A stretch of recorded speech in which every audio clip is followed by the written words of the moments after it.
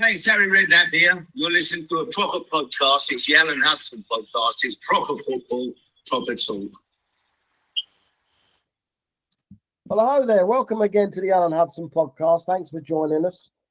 We had a short little break, but we're back with a bang today. Another terrific guest.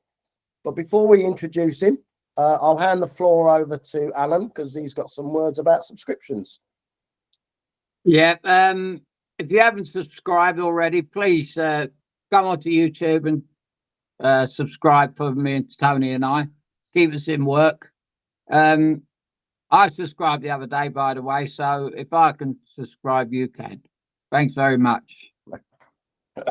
Well, good to know that you subscribed out, finally. But on to our guest today. As I say, terrific guest. He scored goals wherever he went. He played for Chelsea, he played for Stoke, Luton, Bournemouth, QPR, Oxford, and it's Mark Stein. Mark, thanks for joining us. Hi guys, thanks for inviting me. It's always good to sort of meet up with sort of yourself and Al. We go back a long way, and I'm really looking forward to sort of having a chat with you guys. Great stuff, mate. Great.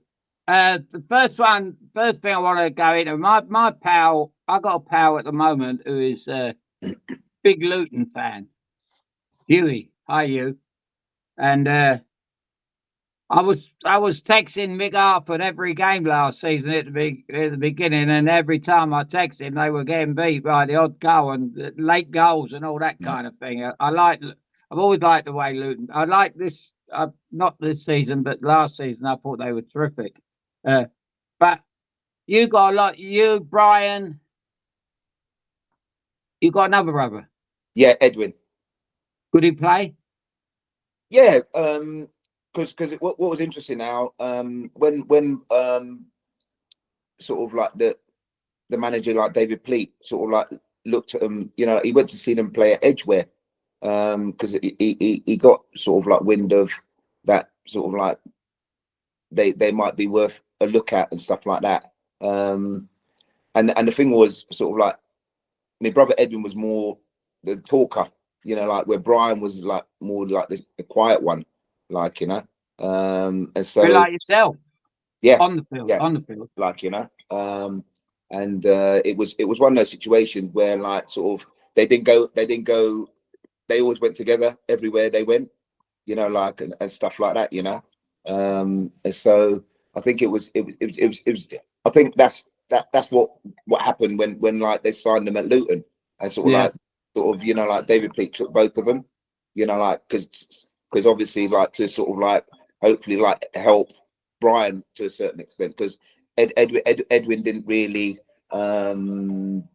he didn't really like sort of like click on, he played more in a non-league like league and stuff, yeah so Who was the eldest of the two? Edwin, yeah, It goes Edwin, Brian, and then you. No, because there's 7 boys, Tone, Okay. So like I'm the youngest boy, but I mean we always played football and stuff like that, so like it just sort of, I think it just seemed that like like sort of we all love football, and unfortunately enough for us, we sort of like became we went on to become professionals. No sisters, Mark. Yeah, we've got 2 sisters. Well, do they play? I mean, today, the modern game now is, if I say young girls, Mark, I've got a granddaughter, 14, and she, as a real youngster, she could tell you, she'd tell she's one of the family. The moves, and what a great occupation today. Oh, well, unfortunately, I got the sister is like one of the oldest, and like it's the youngest, so like below me, so. Like they weren't into. They watched us, but they weren't into like football. Not like it is today. It's unbelievable, isn't it? Yeah, incredible, mate. Incredible. You must have got a lot of bumps and bruises from your brothers, being the young 7 boys. Well, that's the thing, because obviously being the last one, you didn't really have a lot of like say really in anything. like, you know, like it is like, you know, like speak when you're spoken to, and, you know, like sort of your opinion and stuff like that wasn't really sort of valid to a certain extent, because it was a pecking order, wasn't it? You know, like in that sense, you know. But This goes back to the kids' respect for your elders and all yeah, that, you know. Yeah, yeah, yeah, you get that. A lot of people will be thinking, you know, like I've told people that we're getting you on the show and all that, and they say, yeah, and I was talking about the record you had at Chelsea. I said, but at Stoke, I always judge players at Stoke that I watched after, and always in the back of my mind, I've always thought, would he have got in our side in 1975, which was the best team at the best time at that time? That's when all the other teams were good. And, you know, Liverpool exception, Leeds were great to beat always. But and Derby won the league that year with Clough when we should have won it. Yeah. So that was a good team, and they reckon it, you know, the greatest times in the Victoria Ground, and there's only about 3 players, including yourself, that would have got into that team in that squad. Yourself, I pictured you playing up front with Greenhoff. I sent it to Chippy Brady the other day, and he said, "What? You know, but how the game's changed on, you know, because he had Malcolm MacDonald and Frank Stapleton up front when I went to Arsenal, and then you got to look at all the situations, your strengths, your weaknesses, you know, and." Remember, did you play with Tony Kelly, yes, the yes, midfield player? yeah, yeah, He yeah, was a good player. yeah. He was, yeah, Called him Zico. They called him Zico, didn't they? yeah, yeah. Because he had good feet, but like you say, Al, you know, like, you know, thanks for like that compliment. But you know, like the thing is, you know, like I had a great upbringing, Al. You know, like in a sense of, you know, like with my brothers and even, you know, like you talk about the Luton team, Al. You know, it was an unbelievable football team. Oh no, I know. Yeah. You had proper like men, you know, like, and, you know, like sort of guiding you, and, you know, like the standards that they set were like phenomenal. Like, Well, you had know, a gangster centre half, Foster. yeah, He's a man's a gangster. yeah. But like you say, Al, you know, like when you played, because like it's funny because like 2 of my brothers were like Chelsea supporters, you know, Yeah. like my brother Edwin and my oldest brother John, you know, like, and like, you know, like I spoke to a few like players, because obviously I didn't get to see you play that often now, or at all really, and you know, like sort of, but my brother Edwin goes, unbelievable footballer, you know, and you know, like, because the thing is, you know, for me, you know, like it was always about the player before me. When you're looking at them and you're going, they know, mate, you know, like, and in a time when our people could smash you and kick you, do you know what I mean? And it was like it was more like a physical, mental battle, you know, like, you know, to overcome, really, like, you know. Absolutely. I mean, you watched it again last night, Manchester United. You know, I think they the Wolves game, Liverpool and Wolves game, there were 6 situations in about 5 minutes where Liverpool players pulled Wolves player by shirt, and Yeah, they'd give him a free kick to stop them getting in their own half. Now I think they got to bring a rule in to stop all this. This is yeah, they got to be red. They got to be red cards, because it's not when we played. You know, I was long before you, but there was still no shirt pulling. There was, you know, who's brought that into the game, and how they still allow it, the officials, is beyond belief, really. You know, Wolves were going through on their goal, and they were 2-0 up, and thinking, oh, well, we just pull their shirt and stop them. Well, that shouldn't be allowed. yeah, You yeah, know, and it's not that it ain't the first thing you've ever seen. We see it all season. But there was a game last night where Wolves, especially when they scored, they had them on the ropes, you know, yeah, and they were still doing it. And that's why I look at, you know, you must seem, as a player, you played in the times when you would get whacked. You didn't have to worry about it, but you wouldn't have to worry about getting your shirt pulled, would you? You know. And then Brian played it the game at Stoke with a 4-4 draw, didn't he? yeah. It was Foxy cried. He got sent off. But if you think about it, Al, you know, like that was 4-4 what a game Yeah. that was. Yeah, You know, like, yeah, because I think Brian scored 2 that day. yeah, Like, yeah, but it had everything out. You yeah, know, like, yeah, yeah. you know, like you look back and you think to yourself, that's unbelievable. You know, like, because I think at that time, Al, you know, like teams are like the best form of like defensive attack. Yeah, You know, like, yeah, like, and you know, like the camaraderie, just everything about it, Al. Like, yeah, you yeah, know, it was unbelievable. Like, yeah. you know, and you know, like it's funny, sort of like looking back, because I saw George Berry the other day. You know, like because I went to the Stoke game, Al, and you know, like, but it just brings back sort of memories. You know, like of like sort of like the times that sort of we had, and fantastic times, Al. Well, they were. I mean, they carried on. There was the time when you played in a decent side, uh, and then you proved it when you went to Chelsea. I mean, I don't know if you had a good start or bad start, but somebody mentioned to me about when you first went there. I said, "Well, Yeah, look, Frank Lampard went there. He was lucky to get in the team the first 6 months." yeah, He said we've done it wrong with a wrong signing. We played him in the wrong position. You know, so it takes people time to settle in, but there was no doubt in my mind. But I was also thinking this morning how many although we done it the other way round, you went to Chelsea and Stoke, although I went uh, Stoke to Chelsea. I didn't no, I didn't, no. But I just went from Chelsea to Stoke. Because I went there twice, didn't I? I went to both clubs twice. So there ain't many players have crossed them paths, have they? Gone up the motorway like us. yeah. It's an interesting one. Like, You would know, Tony. I'm just trying to think, like, as you're talking. Oh, I mean, you know, as much as there's Robert Huth. Michael Robert Hood's Dewberry. good. Michael Dewberry. Yeah, yeah. But they Right. that was kind of going downhill, wasn't it?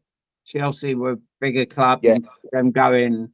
I don't know why Chelsea got rid of Hoof and then he won the league with Leicester. You know, that's another thing that the people upstairs are losing something. But yeah, there weren't many players that had that pleasure. But Joe was funny out. You're talking about defenders. You like me and you are more attack minded, and it's harder, isn't it? That's what I think anyway. Yeah, like Well, of course, like creative players have got the hardest job on the field. Anyone can pass it backwards and sideways and backwards. That's what's ruining the game at the moment. There's no doubt about it. There's backward pass and pass it back. Our goalkeeper, you played with many goalkeepers. You wouldn't even if your life depended on it, would you pass back to your goalkeeper? You know. Yeah. But I think that's the thing is like the defense, like defenders and the goalkeeper have the ball more than your attacking players. Absolutely.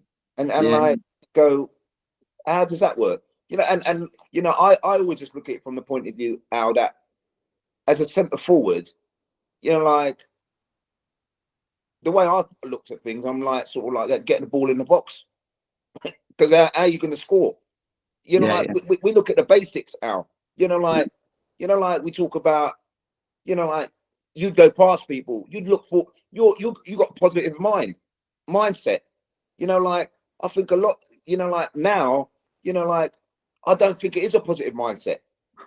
Everything's like you know, like safety, playing 2 or 3 yard passes or whatever, you know, like, and people, to me, a lot of the time, people who put the ball, you know, like through the lines, Al, which was a normal like thing that you used to do, it's like, oh, they're great players. Well, you see, you hear him on telly now. Everything, what a magnificent pass is a simple pass. They elaborate on everything, you know, and they're former players saying this, you know. But because it's Sky TV, everything's got to be, you know, built up into something it's not. But I mean, we're living in an age. I always say that the game's a circle. That's why it's Manchester United under Ferguson. And look at them now. You know, the thing is a circle, and it's like and in club football and international football, you know, the Italians were notorious. Years when I was a kid, it was all about, you looked at the scores and it was all 1-0, 1-0, 0-0, 1-0, 0-1, you know. And that is what the English game's coming to. You know, although we're getting goals, but they don't. It's only when a team goes behind and start throwing it in, you know, and coming back. But yeah, I would. There's one.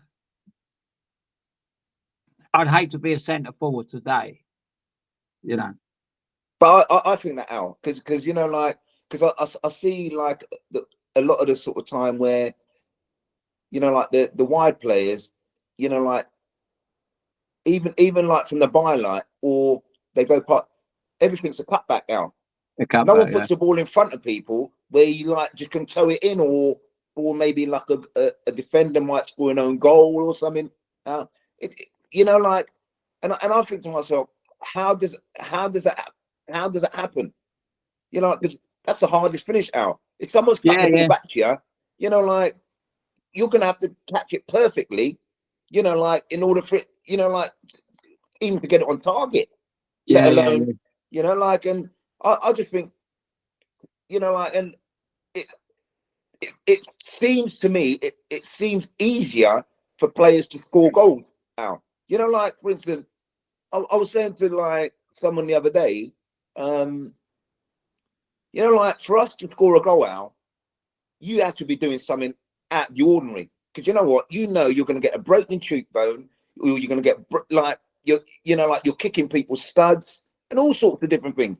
But they're making it so difficult, you know, where, you know, like, I look at defenders now and they're allowing people to take 2 touches in the box. Out. Get it at your feet, like, bend it, or we didn't even have that opportunity, Out. No, it's ridiculous. But can let's move on to Al, can we just, you mentioned this earlier, can we just touch upon it, because it's a record that Stino must be proud of, the time in the 93-94 season when he did score in 7 successive games for Chelsea. I mean, tell us a bit about that sequence of matches, right, Mark? Well, your brother's name there. Yeah, but it's quite funny, like, because, you know, like, Al did touch on it, the fact that when I first went there, you know, like, I didn't score for like I think must have been about 7 or 8 games, like, you know, and what you know, and but the team weren't doing well to a certain extent, Tone and Al, and it, you know, like, it wasn't, for me, we weren't sort of ultra attacking, you know, like, sort of, because obviously Glenn was the manager and sort of we played a certain way, you know, like, keeping the ball and more technical, more like a technical, which I think is more technical now as opposed to, you know, like when we first started Al and stuff like that, you know. Yeah. And so, yeah, but throughout that time, I never ever thought I wouldn't score goals. You know, like, I always thought that I'd always score goals. And fortunate enough for me, sort of, it was the game at Southampton. I think it was Boxing Day. We were down at Southampton, you know, and at the Dell. And it was funny because sort of, I think two Southampton sort of defenders went for one ball and they missed it, and I lobbed Dave Besson, like, you know. But the thing was, I remember it felt like an eternity, you know, like, when, like, because I thought it was going to go the other side of the post, you know, like, you know, like, as a footballer, Al, you know, like, a lot of it's luck as well, you know, like, it can either go the other side of the post or it goes for you. Do you know what I mean? Unfortunately enough for me, it went for me, like, you know, on the day. And was it your first goal after a barren spell? Yeah, Al, like, you know, and relief. Oh, massive relief, Al. Yeah. Like, and then that was the game where the infamous row between Dennis Wise and Glenn Hoddle in the dressing room at half time, wasn't it? Yeah. Like, what can you tell us about that? I don't remember too much of it. Because the thing was, I think at the time, you know, like, what was the score at half time? I can't remember the score at half time.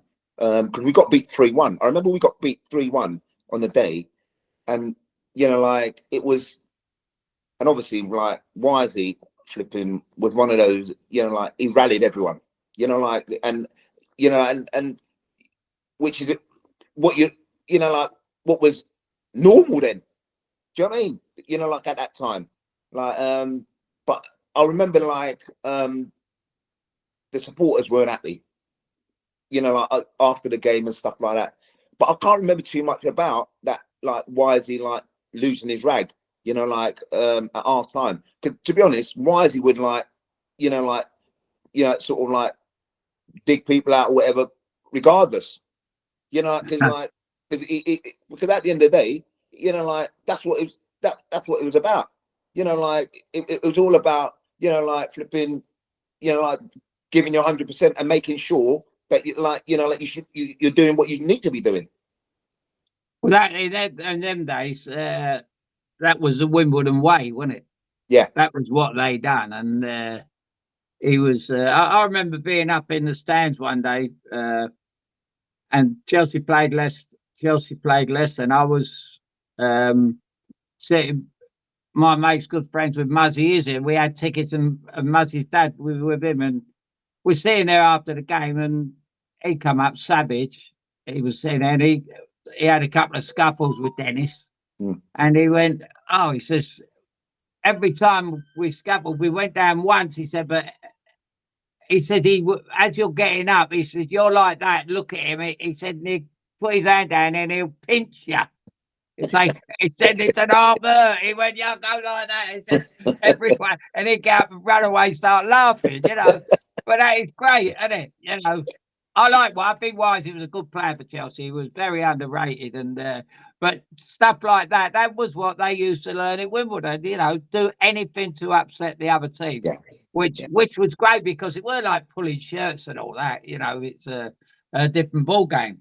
But I'd like to, you know, he used to beat cab drivers up and all that, didn't he? That was he forward, took it everywhere, didn't he? The Wimbledon way. I played for Wimbledon, but so you was kind of on a little roll where you think you're going to score every game then. Yeah.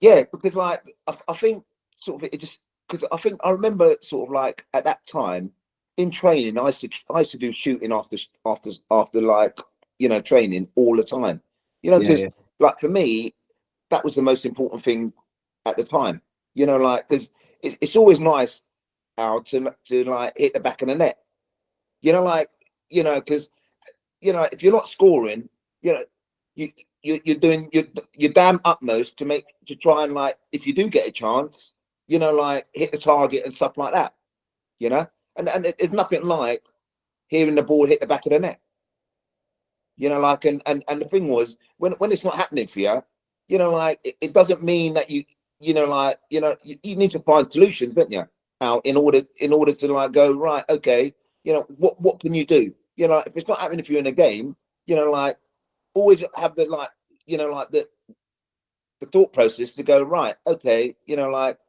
but what if a chance? Because to be honest, I didn't really get a lot of chances during that time, you know, and also, you know, like when I first scored my first one, you know, like the ball would fall to you in the box out, you know, like all of a sudden it changes from when the ball ain't coming to like drops to you, it's dropping to you, you know, like in the box. And you know, like I think all of that makes you stronger now, you know? Like, you know, obviously, like, you know, being the new sort of like person on the block, you know, like they paid that sort of money for you and all that out, you know, like it comes with the territory, doesn't it?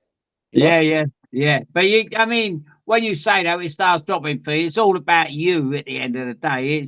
You do make it happen without knowing it. You know, your movement is, you know, say you get a bit hesitant. Once it's like playing in midfield and you lose your confidence and you think twice about the pass. Yeah. You know, like yourself, where you think twice about the shot, where you would think once you're on a roll and you think your confidence is back, you go wham, don't you? Don't even think about it. Yeah. You know. The goal against the famous picture, everyone in Stoke's got it on the wall when you beat Schmeichel. Yeah. Was that one of your greatest goals? It must have been at the moment. Do you know what? It was obviously Al. You know, like Yeah, because it's Man U, isn't it? yeah, I mean, like and to be honest, Al, you touched on it earlier. We had a decent side, you know. Like yeah. I don't think like we got enough credit. Like because like I think Lou built a team, like of like like flipping good individuals who Yeah. like and sort of like it came across, like, and it blended as a team, Mm. and I think the thing is everyone knew their jobs out, Yeah. like, and which is important. Everyone knew their jobs, like we had people in midfield who could get about, who could like pass the ball and stuff like that, and I don't think like enough was made that we're in certain in all the positions or certain positions, like there was people who were like high quality Al, like Yeah. and so and I remember the night was unbelievable Al, like Yeah. like I mean scoring 2 goals, but like they were like decent as well Al, like if I say Well, so. he ain't up. He ain't. I mean, we've seen Schmeichel. We all know what Yeah, Schmeichel's all about. All these people that talk about. I mean, today,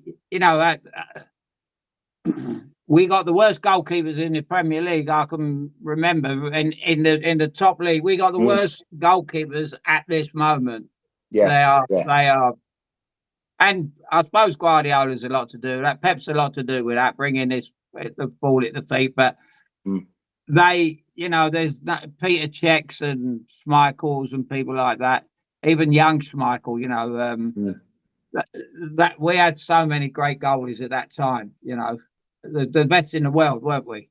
But although they were Danish and whatever, but they were over here. Well, that's a great issue though to talk about. I mean, is it because they're spending too much time on a training ground trying to perfect their passing out with their feet when they should be concentrating on keeping the ball out of the net? Well, I think if you're, I mean, I went to Tottenham the other week to see Chelsea play, and I was sitting having a glass of bubbly as we do with our dealers and Big Pat Jennings, and I said to Big Pat, "How would you do today with all this pass back?" He says, "They wouldn't pass back to me. I turn my back on them." He said, "I turn my back on them. I don't want it." And that was the way it was. It was a unwritten law. You didn't pass back to your goalkeeper. You don't even want a goalkeeper in your side on a Friday morning in a 5-a-side. Like most goalkeepers, wherever you go, they want to play out on the field, don't they? And then when they play out on the field, they're hopeless.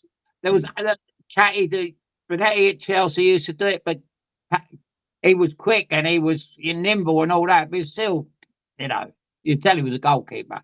Shilton at Stoke, you tell he was a goalkeeper. The only goalkeeper I can think that I've ever seen and played with was any good with his feet who would have been comfortable, but he could do it outside. Was Foxy. Peter Fox at Stoke. He played in Tony Waddington's testimonial, and he played outfield second half. And my God, he didn't look out of place, but you would have been comfortable. Although Foxy, you passed back to him and he'd try and do something, which, he was a crackpot, wasn't he? But, that's ruined that side of the game. And it's, I'm a gambling man. I love a gamble. And I look that side of the game before I have a bet and think, who's in goal? They're going to pass back to him. And, it's suicide. This goalkeeper's passing the ball straight onto the centre half. It's just not on, is it? If it happened at school, you'd be told off. Don't do that. And yet he continues to do it. You mentioned Macari's team, which was a good team. Who was the top man at Chelsea when you went there? Who was the kind of midfield player? Well, Wisey. Because Wisey was in midfield with Gavin Peacock. Craig Burley. Craig Burley was decent. Al. Yeah, He, yeah. he had good feet, like, you know. But why is he controlled it, mate? Al. Like, And was that Glenn telling him to do so, or did he just do it? he just done it. That's what Wisey was about. Yeah. Wisey knew what he was about, you know, like, and you know, like, you always knew, like, you know, like, obviously the midfield is the engine room, innit, of any team, like, you know, and you know, Wisey was a fit boy as well, like, you know, yeah. and I've heard about them. Yeah, he got about, and But Vinny weren't there then, was he? no. So he had gone and Dennis came. Yeah, like, you know, and So I wonder Well, what they'd have been like in the same team. Mark, Alan and I, we share the same view in terms of the greatest Chelsea player we've ever seen in terms of natural talent. Yeah. And you had the opportunity to play with him, Ruud Gullit. Yeah. What was it like sharing the dressing room with him? You know, to be honest, as a player, he was top draw. You know, like the things he was doing, you know, like he's about 6'2", 6'3", you know, like, and once he's in full flow, he's unstoppable. Yeah. But as a bloke, not really enamored, you know, like he didn't really sort of, he's not really he's sociable in a certain extent, but you know, like I think with regards that, I think Mark, the word aloof is what you're looking for. Yes, and I was actually trying to look for that. I was trying to look for a word.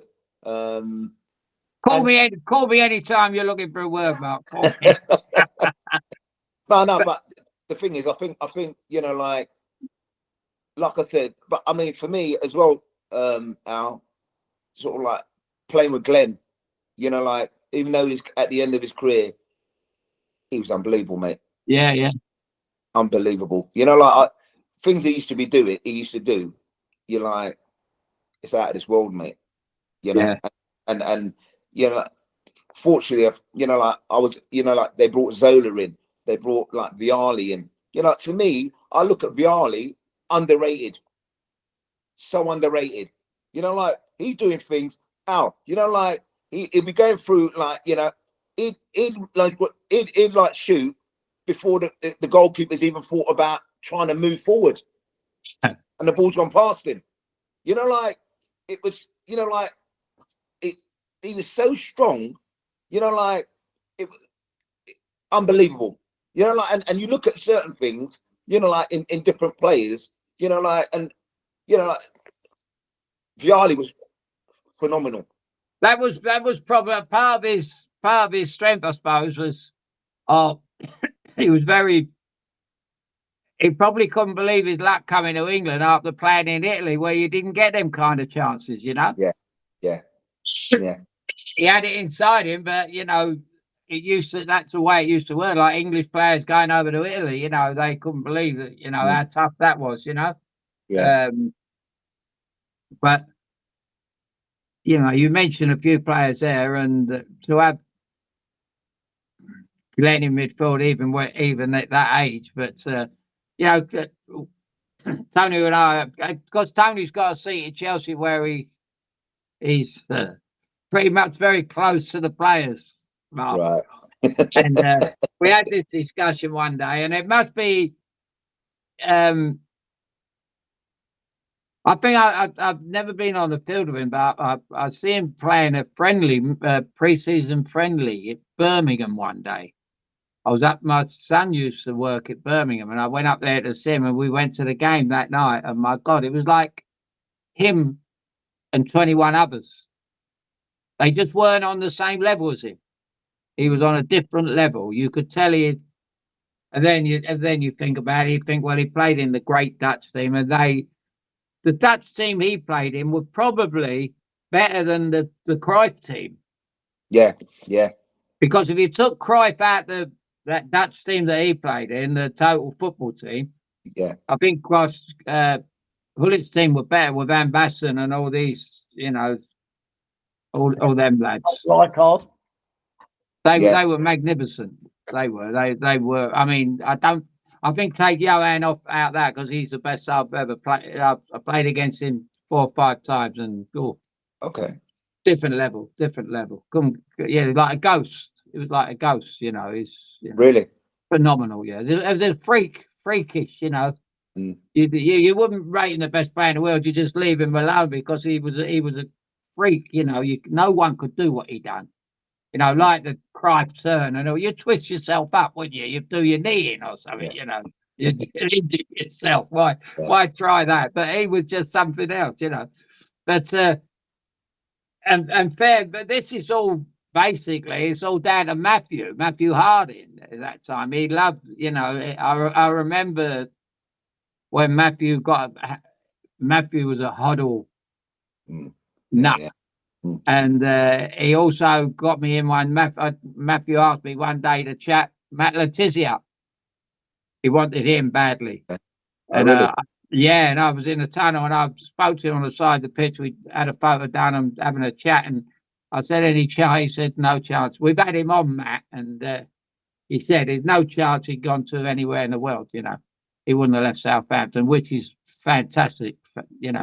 Great, mate. I suppose a great part of the world, and he's happy in his football, and that's the way life should be. That's what we'd all like to do, basically. But it's only the managers and the directors of football clubs that, today it must be the nightmare becomes fantastic for you, really, because you're going to earn more money by moving. But is that what you want to do? I don't think so. It's, isn't it? Mark, where was you happiest? And all the clubs you went to, when was your happiest spell? I would say Luton and Stoke, because like there was an environment that was created, that you can't put it into words really. I don't think. I think that the thing for me at Luton was that obviously I was there as an apprentice or whatever, like a YTS, player, and just what I learned, and like being around, like proper professionals, like who knew the game. Yeah, if you weren't doing the right thing, they'd like make sure, like pull your finger out, mate. Otherwise, you won't be here long. Sorry, but who were those professionals? Like Brian Orton, Steve Foster, like my brother Brian, Ricky Hill, Mal Donaghy, Mick Hartford. I was just going to go on to Ricky Hill. What a player! Oh, but that's what I'm saying to you, Al. You're being guided by these sorts of like players, and they were hard, but like you took it on because you knew it was the right advice or the right guidance, and for me, sort of like the manager David Pleat was unbelievable, because I remember he always said to me, just be patient, because I was small, like Al, like I'm not that much smaller now, but at that time it was all about, sort of like, because I'm not the best of runners, like training wise or whatever, but he said just be patient, and I think that patience like sort of helped me out when I was at Stoke, because when I went to Stoke, I remember playing the first game. I went there on loan, and I was like thinking to myself, bloody hell, like the players are decent, when you just feel comfortable, Al, and you see players like on your wavelength and stuff like that, and obviously I've obviously like matured a bit more, like and sort of like new, sort of grown into my body to a certain extent, and then that's where it all sort of like stemmed from, like, and also the manager was like, Lou was like magnificent with me, and the thing is, sort of like playing with sort of like Wayne Biggins and people like that, Carl Beeston, like these guys, like they could have played in the Premier League. I think Wayne played in the first division at Norwich or Man City or whatever, but they were like proper players who you knew could mix it with the best. Yeah, yeah. You know? And Yeah. so that was the environment, and you know, like, so I'd say it was them two clubs that, you know, I felt most comfortable at. Well, I know one thing, when I go to Stoke, you're right up there, mate, with the greats, you know. So it was just a pleasure, really. When you came, I watched you quite a few times, and you kind of, there's not many players today that could actually play. The forwards, you know, we're lacking people like yourself today. So as I was saying, when I put this thing sent it out last week, and you know, forward players got no, kind of don't know where they're going half the time. You watch Tottenham and Manchester United yesterday, Yeah. and the movement of front players was awful. You know, I like the kind of the passing they were getting to them weren't any better, but they you know, they run around and run. They just, I don't know where they're going. You know, I used to watch when I've come over once with Seattle, and I was with Alan Hinton, and we went to see Tottenham playing the UEFA Cup, and I said to Alan Hinton, I was assistant coach at Seattle, he was the manager, and I said, we got a kid called Mark Peterson. I said, Mark Peterson could learn more of watching Archibald and Garth Crooks than all the coaching lessons in the world. You can coach him all day long. That won't work. But by seeing here, watching them two play, he would learn playing off one another. It's like you, Mark, if it's knocked into your partner, you'll make sure you're only 10 yards away, flicker, you know. They were terrific. Them two were terrific. And lo and behold, they were playing at Stoke next week, and Alan flew him in. He flew Mark Peterson into, you know, that's how good a manager Alan was.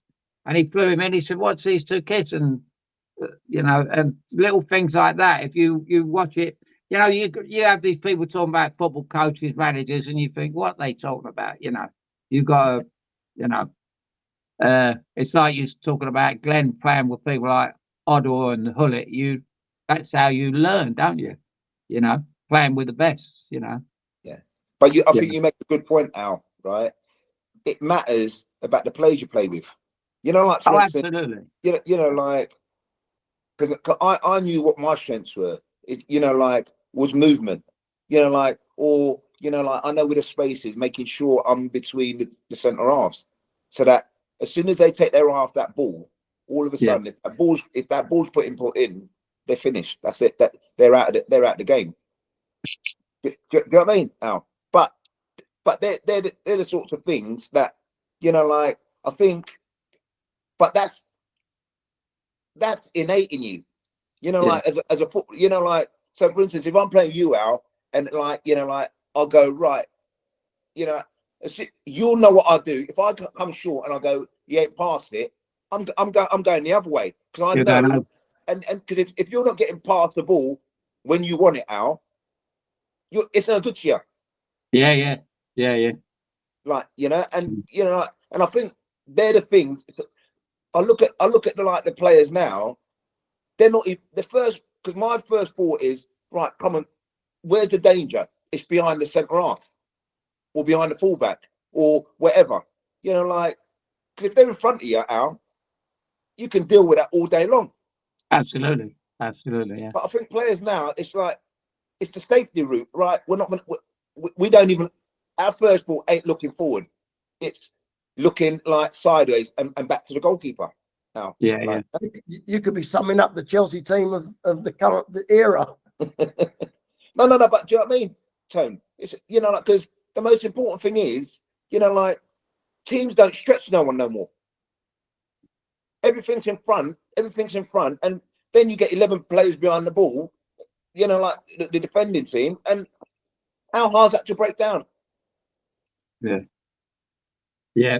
It's making the game so difficult for yourself, basically, aren't you? You know, it's after once the game yesterday, Manchester United broke out, and someone flew down the left wing, and I said to myself, I knew, mainly because there was nobody up with him, but This is gonna end up back at the goalkeeper. And he turned on it, looked in the middle, nobody there. And he went back to the left back to the centre half, back to the goalkeeper, and they all went back and started again. And I thought, it's not even like a game of chess, it's too boring. You can go and pour yourself a drink and put your dinner on while they're messing about and think I'll come back in a minute. You actually can do that. I've done it a couple of times.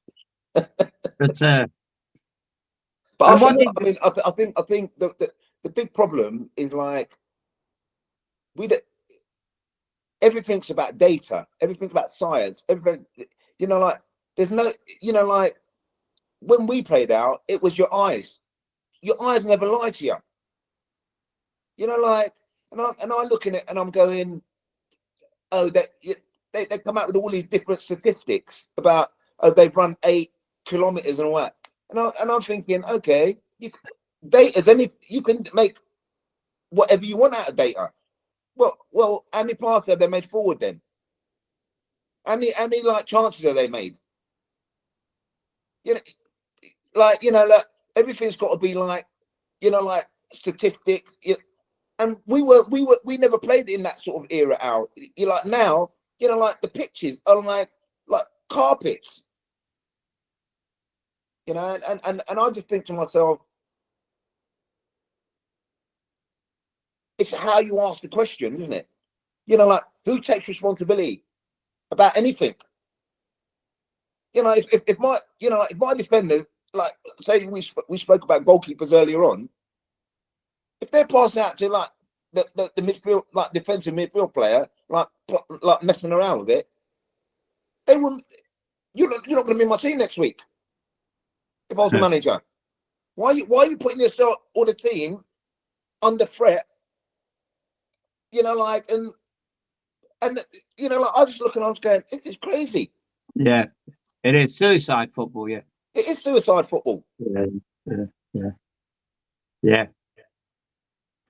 Well, that's a problem we have with managers, and I mean, you get a Tottenham manager. And I swear, if I was interviewing the Tottenham manager, football's supposed to be a game of fun as well. A smile, play with a smile, and put a smile in the face. I used to play and laugh and whatever when things were going well, especially not when you're out of form or whatever. But the Tottenham manager hasn't smiled once in one of his interviews before or after the game.